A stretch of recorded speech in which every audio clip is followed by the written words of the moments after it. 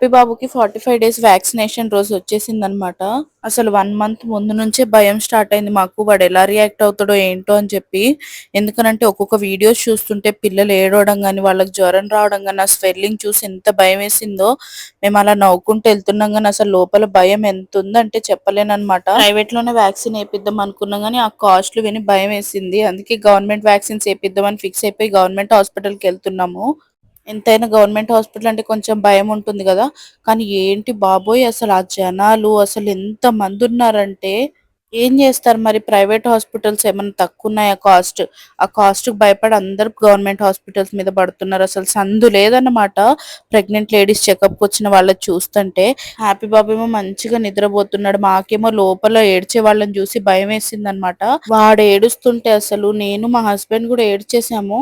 Vaccination అనేది common కానీ వాళ్ళు ఎంత చిన్న పిల్లలు కదా అసలు తట్టుకోలేకపోయాము. అసలు ప్రతి పేరెంట్ ఇలాంటి రోజు రావద్దని కోరుకుంటారు నాకు తెలిసి.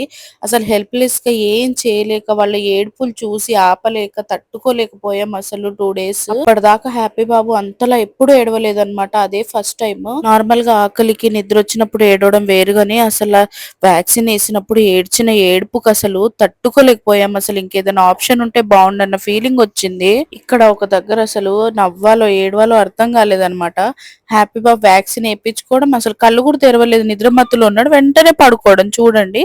ఏడవడం, పడుకోవడం అదే సరిపోయిందన్నమాట. జ్వరం వచ్చేదాకా అసలు అట్లనే ఉన్నాడు. మా ఆయనేమో కొంచెం చిన్నగేయండి, చిన్నగేయండి అంటాడు. ఆయనకు అదే అలవాటన్నమాట. నన్ను హాస్పిటల్‌కి తీసుకెళ్ళిన చిన్నగేయండి ఇంజెక్షన్, బ్లడ్ టెస్ట్‌కి బ్లడ్ కొంచెమే తీసుకోండి అసలు బ్లడ్ లేదని చెప్పి ఆ నర్స్ ఏమో మీరు ఏపిచ్చుకోండి అని చెప్పి జోక్స్ చేస్తున్నారన్నమాట.